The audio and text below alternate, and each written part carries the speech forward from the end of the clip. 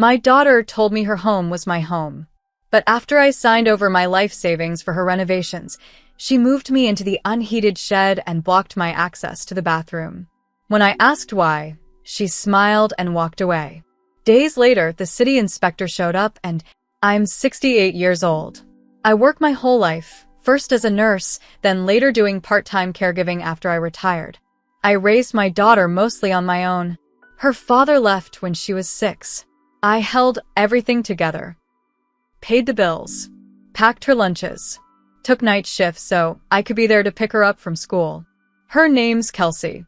She's 34 now. Married, 2 kids, homeowner in Bellingham, Washington. Smart girl, always was. But she changed after marrying Mark. He's one of those quiet, smug types. The kind who acts nice around others, but always has a sharp remark behind closed doors. 3 years ago, after my husband passed from a heart attack, I started to fall apart a little. The house felt empty. The memories were too loud. Kelsey came over one afternoon with tears in her eyes. She hugged me and said, "You don't need to be alone anymore, Mom. We have a house. It's your home too." I cried. I hugged her. It felt like a blessing. At the time, they just bought a big 2-story house that needed serious work. She asked if I'd be willing to help financially, so we could all live comfortably. I was hesitant. But she said things like, "We're family, not strangers, and this house will belong to all of us." Over time, she convinced me. I sold my house. It hurt like hell, but I did it. After the mortgage was paid off and everything settled, I had about $220,000 total, life savings included. I gave it all to her. Not formally. No paperwork. Just a mother helping her daughter. She promised to renovate the basement into my living quarters, bedroom, bathroom, kitchenette. "You'll have your own space, Mom, and we'll all be together." I moved in temporarily. First on the couch, then later on an air mattress in what used to be a storage room. Months passed. The work on the basement kept getting delayed. Contractors didn't show. Budgets ran out. Meanwhile, they remodeled their kitchen, added hardwood floors, built a deck. My part Never started. I started noticing little changes. Kelsey didn't ask if I wanted to join them for dinner anymore. Mark started locking the liquor cabinet, even though I don't drink. They stopped telling me when they were leaving the house. I was a guest in the house I paid for. Then came the worst part. One weekend, I was out running errands. When I got back, all my boxes were gone. The few personal items I had stored in the garage, photo albums, clothes, books, they were just gone. I panicked. Kelsey just rolled her eyes. "We needed the space," she said. "Most of that stuff looked old anyway." I asked about the basement. She brushed me off. "We've had a change of plans. Mark needs a home office more than we need a separate apartment for you. It's our house." That night, she told me I'd be sleeping in the shed. It was a backyard tool shed. No heat, no insulation. One tiny window, a cot, a chair, and a bare bulb hanging from the ceiling. It wasn't even wired safely. No toilet. No running water. No lax. I thought it was a joke. But when I tried to sleep on the couch, the house was locked. Every door. I knocked. Nobody came. I called Kelsey. No answer. So I slept in the shed. It was 38 degrees that night. I didn't sleep. I sat upright on the cot, wrapped in my coat, wondering how this happened. Days passed. I kept thinking they'd come around, that they'd realize how cruel they were being. But instead, they doubled down. I wasn't allowed in the house without asking. I had to knock to use the bathroom. If they weren't home, I had to wait. Then the city inspector came. He knocked on their door, and I happened to be sitting outside the shed, warming my hands over a coffee cup. He saw me, asked me a few questions, looked inside the shed. He asked if I lived there. I told him yes. When he asked about bathroom access and I said I wasn't given a key, he looked disturbed, said it was against code, asked my name. I told him everything. After he left, Kelsey came storming into the yard. "Why would you talk to him?" she snapped. "You don't get to ruin things for us. You're lucky we even let you stay here. I asked her point blank, "Why are you doing this to me?" And she just smiled. "Because you gave it to us. And now you're nothing." That was the moment I knew. I was on my own. I wasn't going to get love, or care, or respect. Not from her. Not from anyone in that house. But I still had my name. And I still had time. And I was going to make damn sure they regretted everything. After that visit from the inspector, something shifted, but not in the way I hoped. I thought Kelsey might soften, might realize she'd gone too far. Instead, she doubled down. The very next day, I found a padlock on the shed door. Not for my safety, she locked it from the outside. I had to call her just to go to the bathroom. She said it was for liability reasons. That if something happened to me, they didn't want to be blamed. I wasn't even sure what that meant. It got worse. She started leaving the house earlier and coming home later. I'd go entire days without seeing anyone. No meals, no check-ins, not even the kids came out to say hi. It was like I didn't exist. Mark started making comments. One time when I was let in to use the bathroom, he stood in the hallway and watched me the whole time. "You need to make this quick," he said. "This isn't a halfway house." I said nothing. I knew better. But I started writing everything down. Every time I was locked out. Every time I was denied access to food or water. Every time Kelsey made a sarcastic remark or laughed in my face. I started emailing myself the records, using the library Wi-Fi when I could. I kept timestamps, photos, everything. I started calling elder abuse hotlines. Quietly. Carefully. I told them everything. Most of them gave me case numbers, told me someone would follow up. One woman on the phone, her name was Joy, told me to document everything. Even if you can't press charges, you can make it public. Let the world see what they did. That stuck with me. Then came the night Kelsey crossed a line she couldn't come back from. It was late, maybe 11. Cold as hell. I knocked on the back door because I was sick. Chills, cough, dizzy. I needed Tylenol. A warm drink. Something. She opened the door, looked at me like I was a stray dog. "You look awful," she said, smiling. "Maybe it's time you think about going to a shelter." I said, "I don't feel well. Please, I need to come inside." She shrugged. "The shed's all yours, Mom. You made your bed. Go lay in it." Then she closed the door. Just like that. The next morning, I passed out on the way to the library.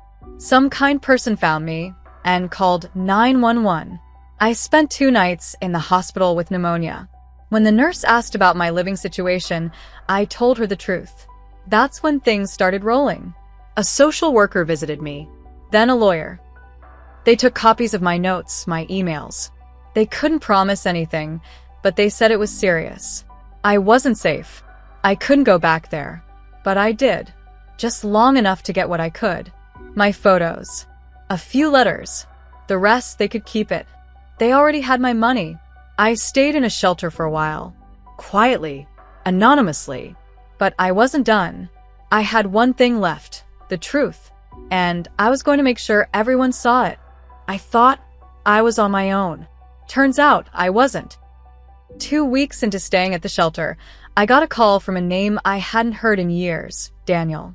My late husband's nephew. He used to spend summers with us as a teen.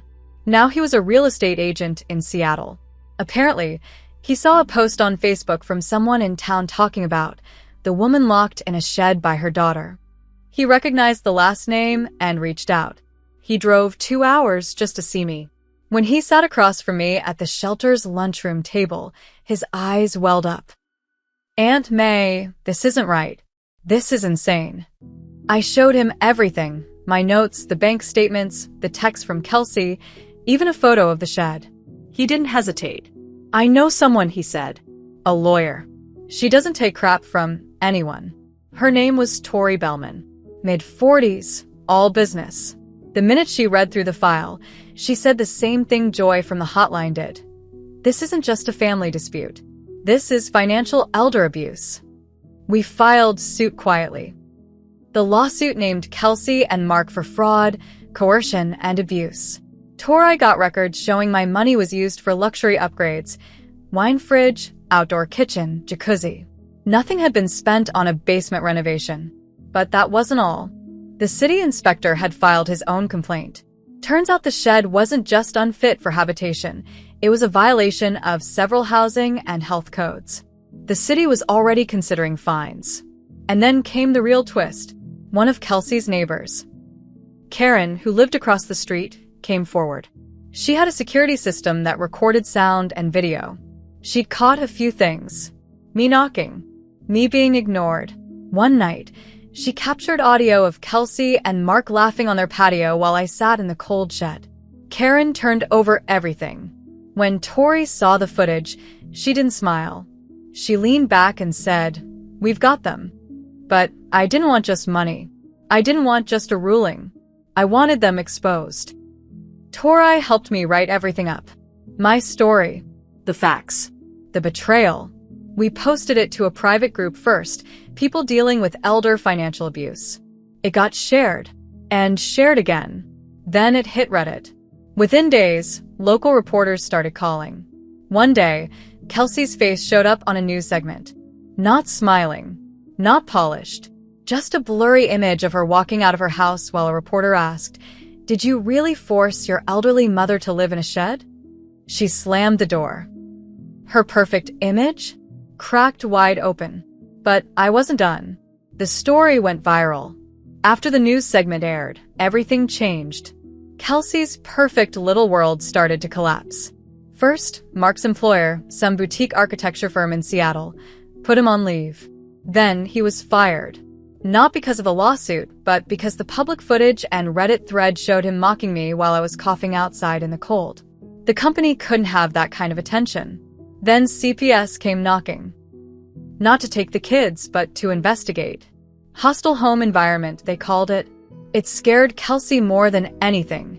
She tried calling me, left a voicemail crying, "Please call me back, Mom. Please." I didn't. The lawsuit moved forward. Slowly, like they always do. But with the evidence we had, documents, photos, video, witness statements, their lawyer tried to settle. Offered me $80,000. Torai asked what I wanted to do. I said no. I didn't want hush money. I wanted a judgment. I wanted it on the record. We went to trial 7 months later. By then, I was living in a small, quiet apartment in Mount Vernon, paid for by a local charity that helps seniors get back on their feet. I had a caseworker, and Daniel came to every court date. Kelsey avoided eye contact with me the whole time. The judge didn't need long. He ruled that Kelsey and Mark had exploited me financially, emotionally, and physically. He ordered them to pay back the full amount I gave them, plus $50,000 in damages. He also ordered that their home be placed under lien until the debt was settled. But the part that hit the hardest was when he said in open court, "You didn't just take her money. You stole her dignity. You humiliated your mother. And now you get to live with the consequences." I didn't smile. I just looked at Kelsey. She wouldn't even lift her head. They ended up selling the house. The one I paid for. It sold at a loss. Mark couldn't find steady work. Kelsey tried working part-time, but people recognized her. That video never really went away. She deleted all her social media, but Reddit doesn't forget. I got my money back. Not all of it. Lawyer fees took a chunk, but enough. Enough to live. Enough to sleep with the heat on. Enough to know I was no longer someone's secret shame locked in a shed. A year after the verdict, I ran into Karen, the neighbor, at a grocery store. She gave me a hug and said, "Good for you. You stood up. You got your voice back." And that's what this was really about. Not just revenge. Not just money. It was about standing up when someone you loved tries to bury you. And now I sleep warm. Alone but free. And I never answer unknown numbers.